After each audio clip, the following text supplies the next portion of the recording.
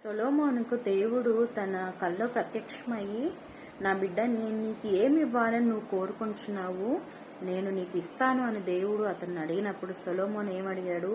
ఘనతో లేకపోతే మహిమో లేకపోతే ధనమో ఆయన అడగలేదు, కానీ జ్ఞానమును నీ ప్రజలను ఏలుటకు నాకు జ్ఞానము దయచేయి దేవా అని చెప్పి వినమ్రతతో వేడుకొన్నాడు. కానీ దేవుడు ఏం చేశాడు తెలుసా? మనము మనుషులు నమ్ముకుంటు కంటే యెహోవాను ఆశ్రయించడం మేలు అని బైబిల్లోనే ఉంది కదా.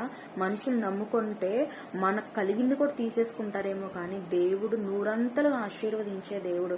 మరి ఏం చెప్పాడంటే దేవుడు, నువ్వు ధనాన్ని కోరలేదు, లేకపోతే మహిమైశ్వర్యమును కోరలేదు, కానీ నేను నీకు జ్ఞానము, గొప్ప జ్ఞానముతో పాటు మహిమైశ్వర్యములు నేను నీకు అనుగ్రహిస్తున్నాను. నీ ముందు గాని నీ తర్వాత గాని నీలాంటి జ్ఞానము కలవారు, నీలాంటి ఐశ్వర్యవంతులు ఇక ఉండరని చెప్పేసి దేవుడు సొలొమోనుకి వాగ్దానం చేశారు.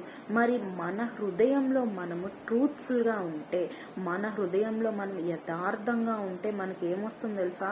మన నోటి వెంట మనకు ధనం అని రాదు, కానీ దేవా నీకిష్టుడుగా, నీకిష్టమైన బిడ్డగా, నీ సాక్షిగా నన్ను నిలవబెట్టు అని మొదట మన హృదయం మొరపెట్టుకుంటుందండి.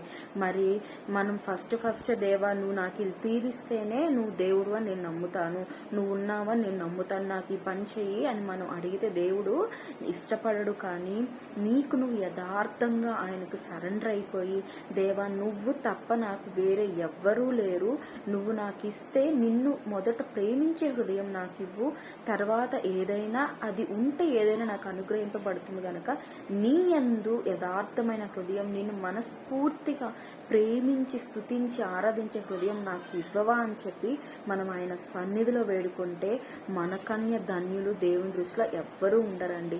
దేవుడు ఈ వాక్యం ఆశీర్వదించుగాక. ఆమేన్.